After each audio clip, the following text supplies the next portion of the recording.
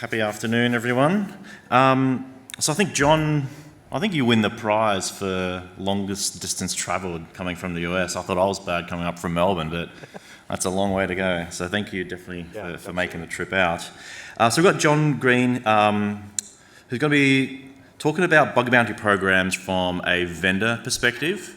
And I think being, on that side of it as well, of like receiving the bugs and also submitting some of my own back in the day. It'd be interesting to see those kind of different perspectives. So can we give a warm round of applause for John Green?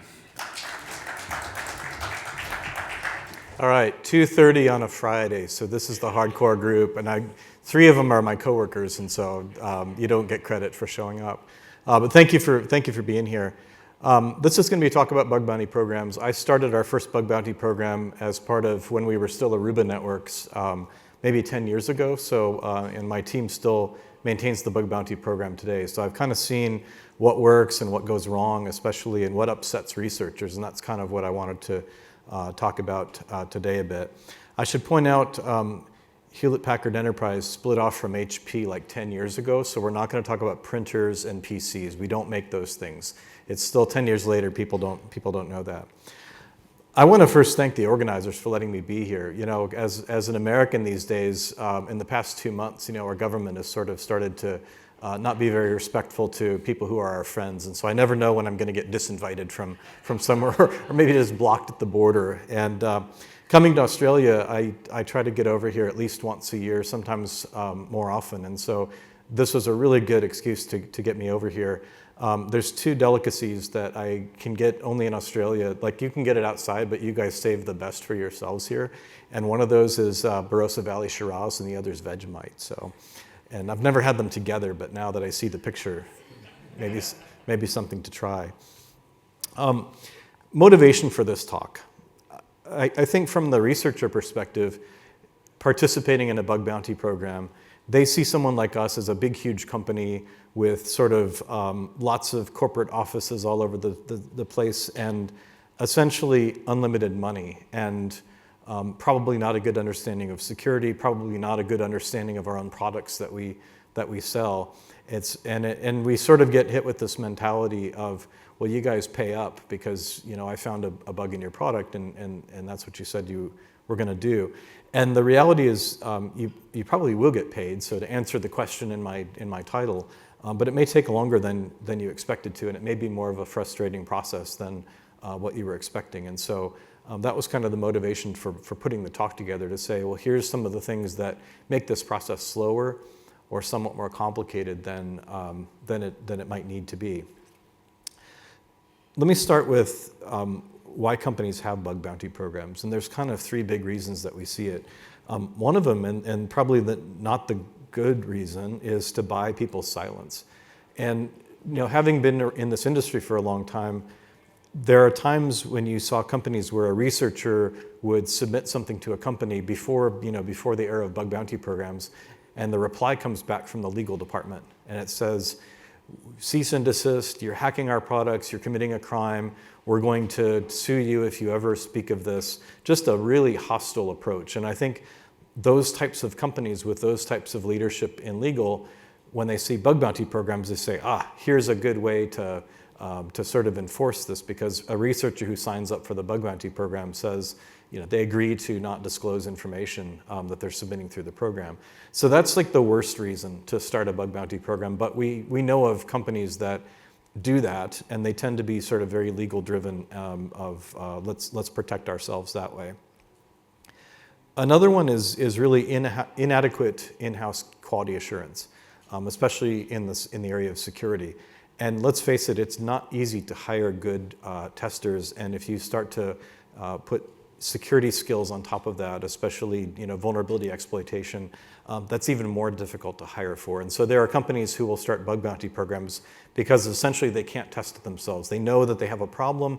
The bug bounty program is basically augmenting their QA program. And so that's not a bad reason, but it's going to be a very expensive reason. And we've done this. This has been our case for a couple of different products that have gone into the bug bounty program, where we really weren't prepared for that and kind of got overwhelmed with the amount of findings that were out there. The altruistic, reason to start this is we want to reward good behavior. We want people to. We know that people are out there that are interested in finding these sorts of vulnerabilities in products. They've always been around. They haven't always been motivated to report it to a vendor. We'd like to encourage that behavior, and we'd like to reward it and overall reduce the risk for our customers by hopefully finding these things before they're found out in the wild. And so this is what mostly motivated me to start our program, but it was a little bit of number two as well, I'll admit to that. One of the things to be really careful about in these programs is policies around disclosure, policies around submitting vulnerabilities into a company. So this is the statement from our website that basically says, here are the conditions under which we're going to sort of treat you well. This is kind of independent of the bug bounty program, but a lot of them are encouraging you to have kind of safe harbor statements publicly posted when you're having kind of bug bounty work done. For an on-premise product, it's not that big of a deal, but there are laws that come into play around that. For kind of a software as a service application, there's some pretty serious things that will land you in jail if you kind of don't have these sorts of policies in place. So we basically say, if you report to us, number one, thank you, but please give us all the information we need to reproduce a vulnerability. Don't modify information that doesn't belong to you. Don't violate privacy. And these are sort of like, we would really like it if you did this. It's not kind of, there's nothing in this that's legally binding. The second part of that is, this is the safe harbor type statement. So, and this is kind of US focused, but we're an American company, so that's the one that really applies. But we will consider, if you do the things that were on the previous slide or previous picture, we do not consider good faith security efforts to be a violation of kind of any state, federal, international law. We will not participate in helping law enforcement prosecute you if you choose to do these sorts of things. We're not going to sue you, et cetera, et cetera. And so I think these statements are really important to basically say, we want people to do security research. We want them to participate with us and tell us about it, and we're not going to take negative actions towards you if you do those sorts of things. So it's something to check for, especially if it's not an official bug bounty program, but you found something and you want to report it back to a company. Look for these sorts of statements to make sure that they're not going to come after you with the legal people. So given that we have the bug bounty program, let's talk about what could possibly go wrong. Does anybody know Jimmy's World? I'm a pilot, so I watch this guy all the time. He buys questionable aircraft, and he fixes them, and then he flies them. And just before he does any sort of questionable action, he always says, what could possibly go wrong? So what could go wrong in a bug bounty program? Let's start with number one. This is what makes the whole thing go, which is money. Big company doesn't mean big money. I have a budget. I'm a small department. I'm a department of 80 people within a company, within a networking division of a much larger company. And so I've got a budget that's assigned for a bug bounty program. Costs me X number of dollars to run the program for administration fees. We use BugCrowd to do our program. And then the reward pool is funded at around $100,000 US per quarter. That's what we're putting into the reward pool. We don't always pay out that much every quarter. It kind of varies up and down. But that's my budget. And if I run out of money, then I either have to find more money, which is not always easy to do. Corporate planning cycles, tend to be a year in advance around these sorts of things. So sometimes there's extra money left over, and we actually will kind of manage our department budget and say, hey, we've got extra money this quarter, let's throw it into the bug bounty reward pool, knowing that it'll eventually get used, right? And so we try to manage that. We have run out of money before in the bug bounty program, though. We did a campaign where we kind of tied bonuses to very certain types of achievements, and we actually ran out of money, and we had to shut down pieces of the program at that point. And we basically said to our researcher community, hey, there's no money right now. If you submit something right now and you want us to actually go forward and work it, we can't pay you. We can give you CVE credits, we can give you credits in advisories, et cetera. So if you have something big that you want to get paid for, don't submit it right now. We were very open with our community, because we knew that it was coming back at some point, right? It was a 1 quarter or 1 quarter and a half sort of a problem. And the researchers that we had good relationships with and that we built up trust with, they were cool with that. One of them actually said, hey, by the way, I have something, it's big. I'm going to tell you about it outside the bug bounty program because it seems to be pretty important. And we said, okay. Then we took it, we worked on it. When the program got turned back on with money, then he submitted it through the program and we paid out just as we normally would.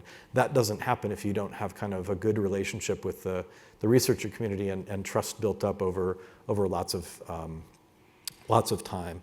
So these things happen, and it's not frequent, and you can say we're mismanaging the program if we do run out of money, but it can be a problem. One of the other things that we deal with a bug bounty program is kind of very skeptical finance and accounting people who say, what are you doing here? I got to go through the standards of business conduct training every quarter, and one of the big topics is things like off-book funds and side arrangements, and sort of I'm shifting money from our bank account to BugCrowd's bank account for the purpose of sometime in the future services that'll be delivered to pay out. That starts to look a little bit sketchy, like, hey, what are you doing? Do you have slush funds going? And then the question comes back from finance, well, explain this bug bounty program to me. Explain it again because you've already done it 10 times. You're paying researchers. Who are the researchers? And we're like, oh, we know who they all are. Here's the list of the researchers that we're working with, right? And you show that to Bob in accounting, and he's not so happy about some of this because it looks even more sketchy at that point. So they say, well, how do we know that it's not somebody in a prohibited country? Right? And so we say that's what we're paying BugCrowd to manage for us. They deal with all that. They make sure that we're not dealing with prohibited countries and so forth. But more importantly, they handle the payments for us.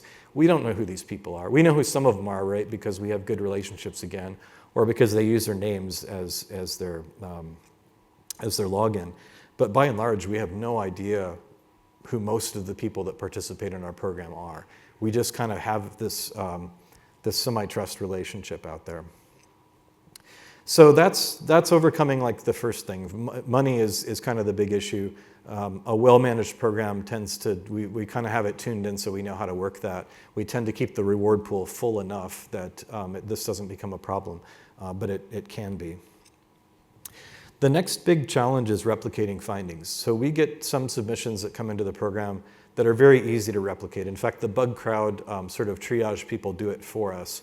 And this is things like cross-site scripting, right? And we've had lots of that in the past, or SQL injection, or things where we're providing an online target. So we have a lab in California that basically has a copy of a bunch of our different pieces of equipment connected to the internet, and it's there specifically for bug bounty researchers to kind of go in and try to beat up against, in case they don't have their own. I mean, some of our stuff is pretty expensive, and so they don't always have that. If that's the case, if they do something there and they write it up or they submit a video, it's pretty easy to have that finding replicated. But we get some that are really complicated, and if the researcher doesn't give kind of a clear explanation of this is what I did, it can be really challenging. So that if it gets past the bug bounty platform, and sometimes they give up. Sometimes they say, this is not something we think we can replicate ourselves. They'll pass it over the fence to the vendor, to my team to look at, and now they have to try to replicate this themselves. And we like to do that before we pass it on to engineering, because from a credibility standpoint, we like these submissions that go into engineering queues to be real and to be something that we can show them how to do. So the vulnerability intake team needs to be able to replicate these things. And we'll go back and forth with the researcher quite a bit sometimes. Sometimes we've seen like Python scripts that spit out a piece of binary over the network, and that piece of binary actually has to include, there's an IP address somewhere encoded in that, or there's a MAC address, or there's something that's kind of unique to the researcher's environment. And if we don't know what that is, the attack will fail when we try to replicate it ourselves. So we'll go back and forth with researchers and say, can you explain this bit of Python code? Like, what is this doing? So that's been done before.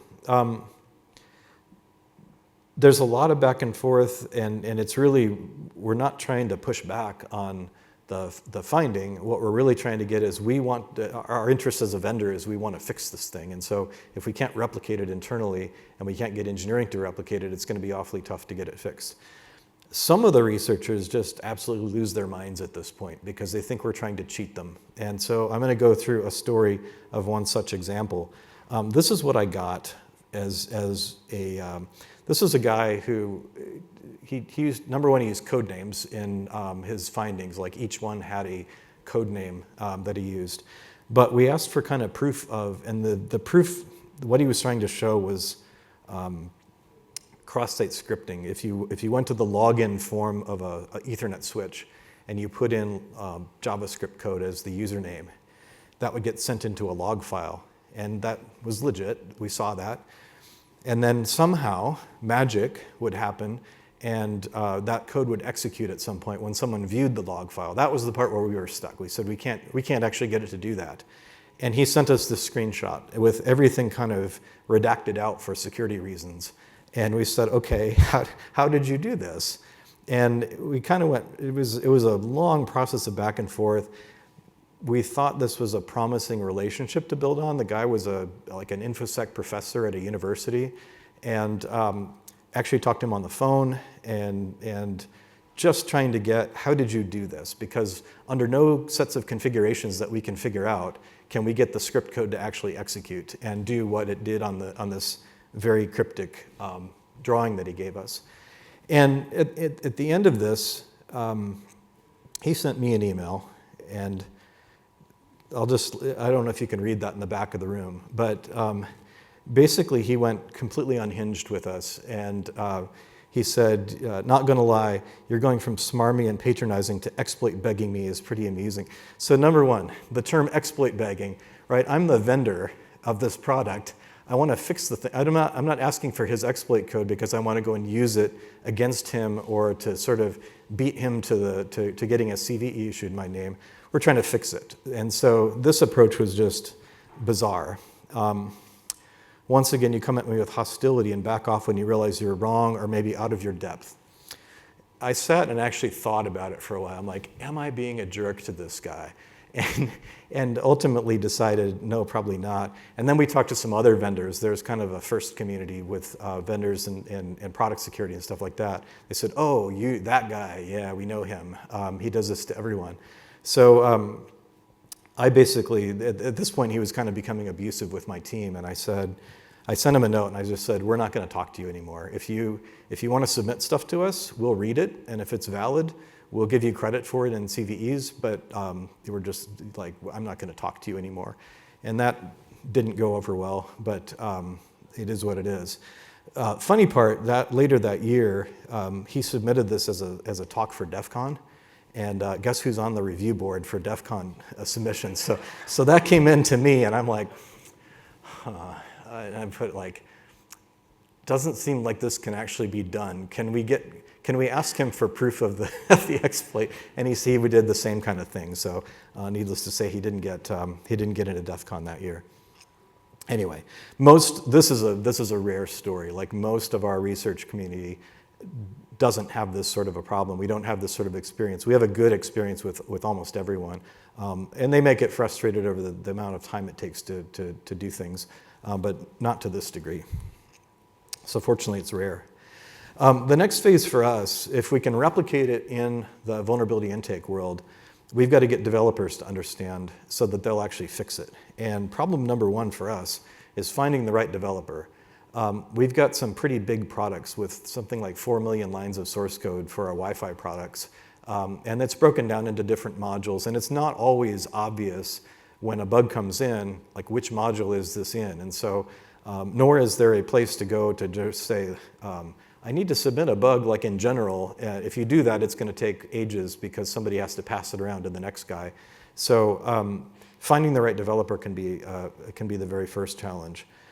Once we find the right developer, some of them have a limited understanding of product security. And if you get sort of these chained exploits where I need vulnerability number one, I need to do something with that, and then take that and exploit vulnerability number two, some of the developers are lost at that point. Because number one might not have been from their area of expertise. And so we spend a lot of time just walking them through, here's what's going on, here's what we see, here's what the behavior that's expected, and here's what this thing is doing. to help them try to understand that. So some of them have a limited understanding of security. Most of them do, in fact, especially when it comes to kind of exploiting vulnerabilities. Some of them have a limited understanding of the product that they work on. You think about a networking product like ours, somebody who's working on routing protocols is going to know very little about Wi-Fi and probably very little about web interfaces and things like that. So trying to get them to understand the context in which these products are used and how the pieces work together, depending on the level of that developer, it can take some time to kind of help them understand that sort of thing. Most of our developers are not this bad, but this was a legitimate response in a JIRA ticket that we got back in 2019. If you can't read it in the back, as I understand, crash is triggered by user entering greater than 33 characters in login username field. As per documentation, max length of username is 32 characters. Hence, please request customer to not create username larger than 32 characters. Closing ticket as won't fix. So we had a talking to with that particular developer and tried to explain kind of like what does the security team do and what is a bug bounty program all about. But I don't have these very often, but I do get sort of mystified looks of, well, why would someone do that? And the answer is because they can do that. So it's sort of an interesting wake-up call. It's like they don't teach it in computer science school. Now we've got the right developer identified. We've got the developer to understand what the problem actually looks like. Where does this go next? And it goes into sort of JIRA hell. And at this point, it's kind of, if you look at the developer's queue, it looks something like this. And a security vulnerability ends up being basically one priority among many. And guess what? Fixing security vulnerabilities doesn't lead to product revenue because it's not a new feature that was promised to a customer. And so if left to their own devices, people are going to tend to prioritize fixing vulnerabilities somewhat low without kind of external input. And that's kind of what my team ends up spending a lot of their time doing, is making sure that they don't deprioritize these sorts of things. And it's kind of natural, but we've taken a bunch of different techniques. One is to have a separate JIRA project just for vulnerabilities. That's good in that it sort of identifies that, hey, this is something that's important. It's bad in that it concentrates all the vulnerability information in one place, which is also not making me super happy. But getting through kind of the ticket queue is the next thing here. Developers want CVSS scores assigned. That scoring system has made it into their mindset of, here's how severe a vulnerability is. Is it a 0 or is it a 9.8? And somehow drive. And we know that that's not the most accurate way to deal with things, but most companies have kind of mappings of CVSS scores and severity to, well, let's call it an SLA, even though it's not really an SLA. It's really a, how long am I willing to have a vulnerability exposure be out there? But we've tried to say things like, for a critical, this means you need to drop everything. And developers hate this, right? They've got a pipeline in front of them of work that needs to get done. And the release engineering people hate that. And so nobody likes to drop everything and do this right away. But those are that's the approach we have to take for sort of critical. We're at varying degrees of maturity on actually adhering to these timeframe targets. They're targets, and we don't publish them externally, and we don't do it on purpose because every vulnerability is different. And something that seems kind of minor can ultimately involve rewriting big pieces of code or upgrading libraries that impact 27 different critical modules and so forth. We never know ahead of time how long is it going to take us to fix these things. And so depending on whether it's publicly known information or whether it's sort of something only the bug bounty researcher knows about, that kind of impacts how long it takes us to kind of do these things.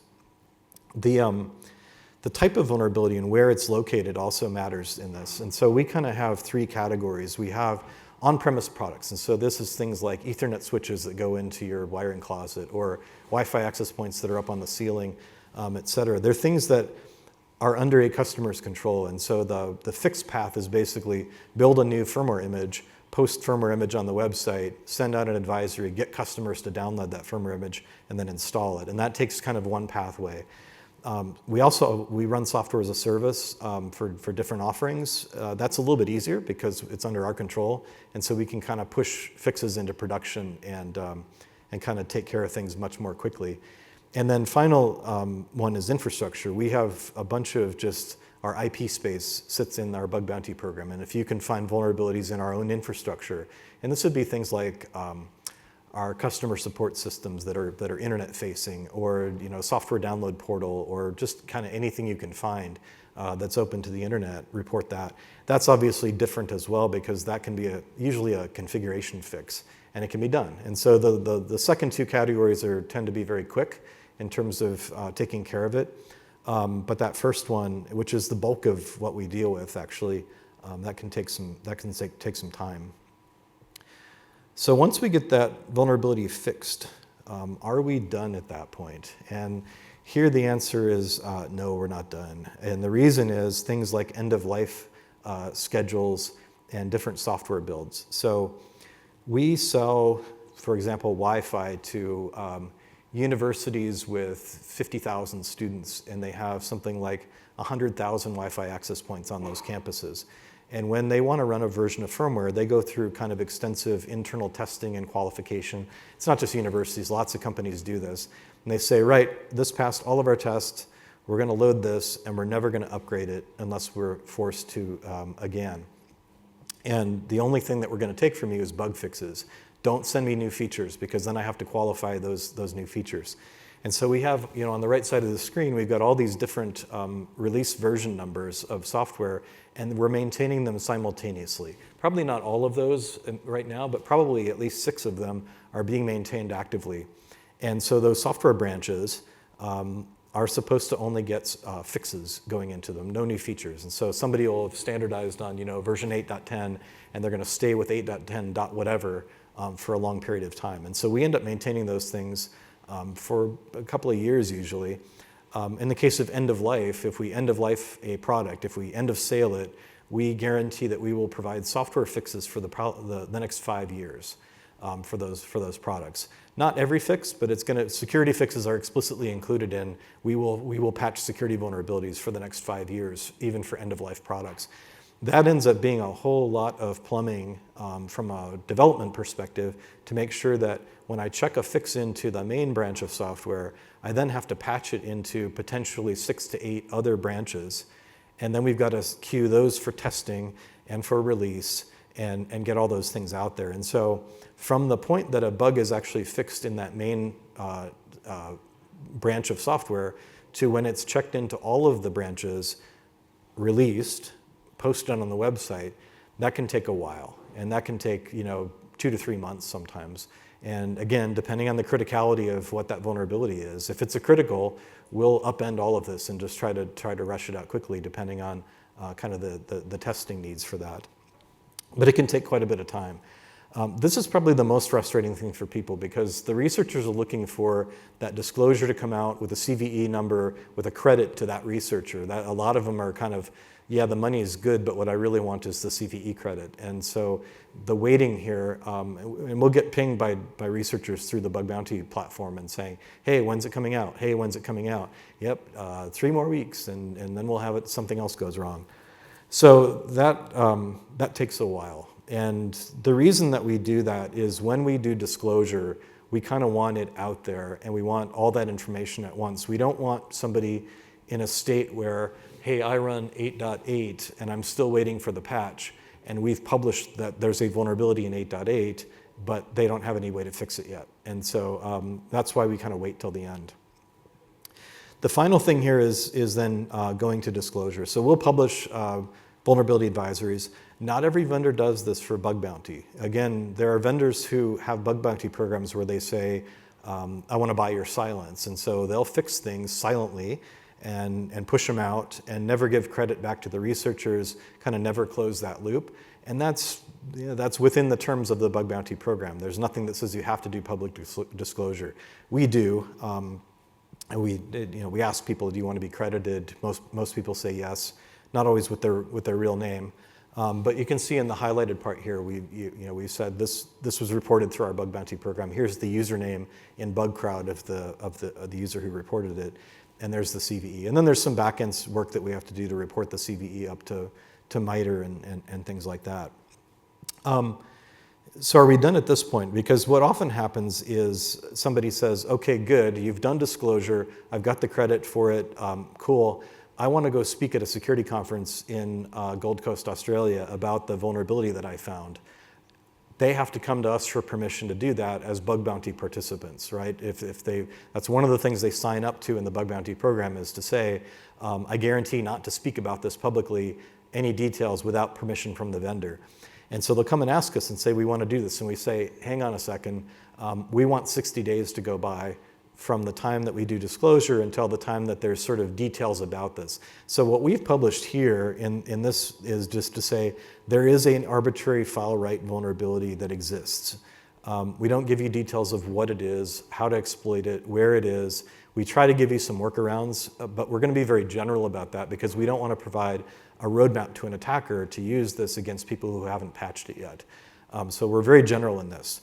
We will do if somebody comes back and says, hey, I want the full details, after 60 days we'll do that. And after 60 days we'll give researchers our written permission to say, you can go talk about this all you want now, you can talk about it at DEF CON, and so forth. And the reason for that is it takes people time to do firmware updates. There's not really a Patch Tuesday where kind of our systems reach back home and phone home and pull down new firmware and load that. We have, think about that university I was talking about. They often don't have maintenance windows. They often say, hey, my Wi-Fi network is so mission critical, you can never take it down, which is tough for somebody trying to patch security vulnerabilities. But often that uptime, think about hospitals. There's all kinds of environments where that mobile network becomes really important, or the switch network and so forth. And a reboot, even if it takes 2 minutes, is considered to be too much time.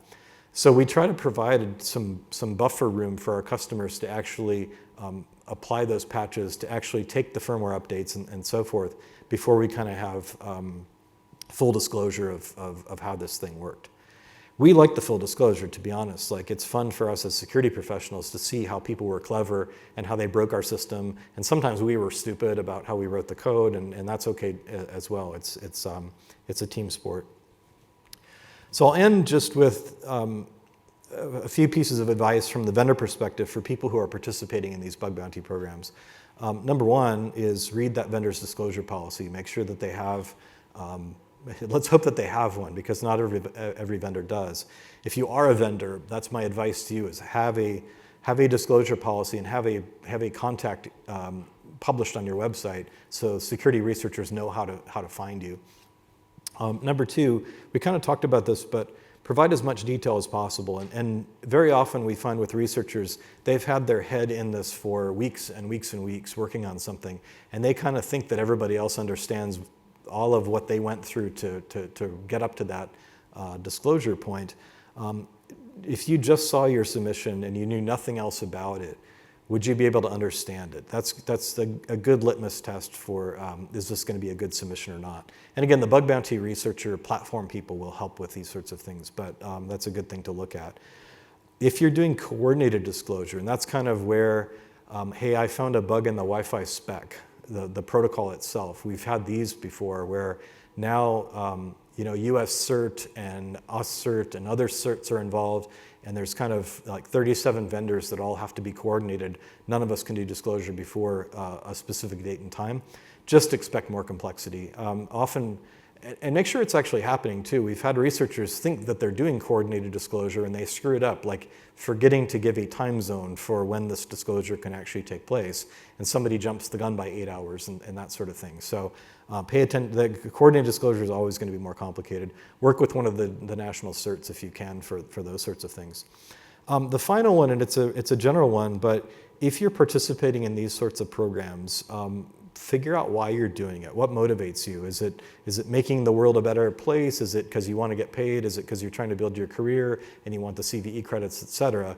But approach those vendors as partners in helping you achieve whatever that goal is that you want. And so being pleasant and being patient is super helpful, and kind of understanding what's happening on that vendor side. The delay that you're seeing may not be just to delay paying out money to you. There's a bunch of reasons why things get delayed and why people have to ask more questions and so forth. So if you can be patient, if you can come at it from a partnership perspective instead of from an adversary perspective, it's going to go a lot better. And with that, I hope you got something out of the talk, and thank you again for having me here.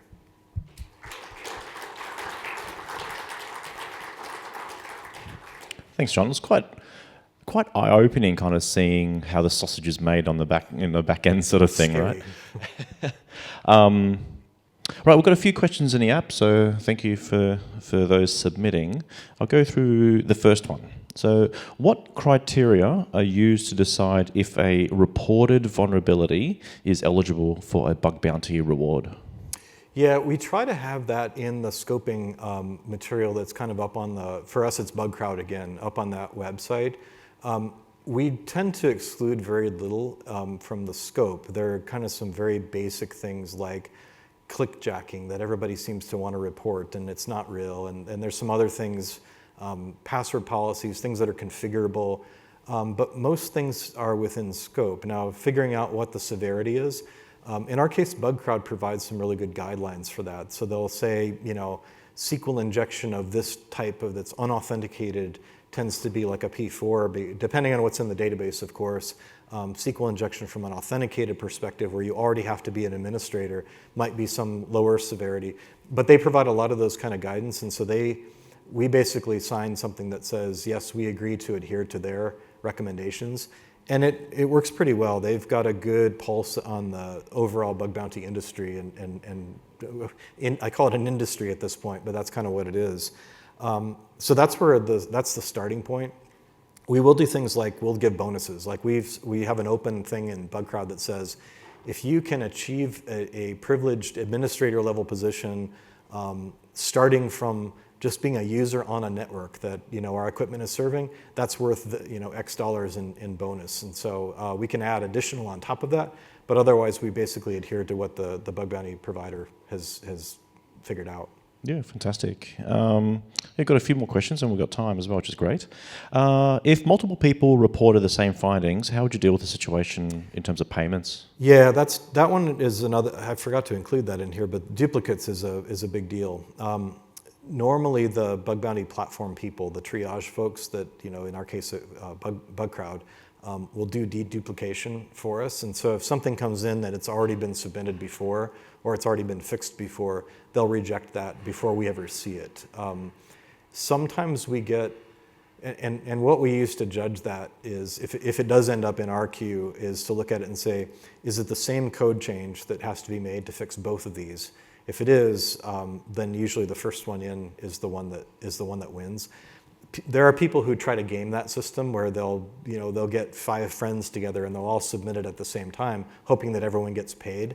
And so I don't think that happens often, but we've known of it at least in 2 instances before. So we take the first one.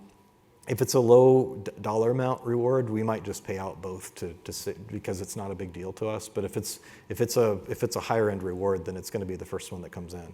So the nanoseconds matter. Oh, what's that? The nanoseconds or delay in their pipe. Yeah, it does. And the latency. Right. Do you find you receive a lot of no value disclosures? Yeah, we do. It just depends. There are people that are just getting started in this, and they're just kind of submitting anything that they can find. And so there's a lot of junk that's out there. There's a lot of kind of an administrator of the system could insert JavaScript into this field and phish someone else who's an administrator and cause them to, like, okay, I get it. Yes, we should deal with that sort of thing. But at the same time, there are products like that we allow you to put JavaScript in because it's some kind of like a captive portal for a Wi-Fi login. You're allowed to put JavaScript into that, and so that's not a vulnerability. So there's stuff like that.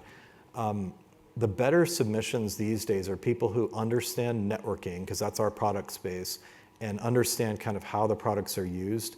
And more, they don't even have the products themselves. They're downloading the firmware image and using like Ghidra or one of these tools to basically reverse engineer the firmware and look for vulnerabilities. And then they'll very quickly test it out and submit it to us. Yeah, that's cool. And for those annoyance ones, I tend to call them beg bounties.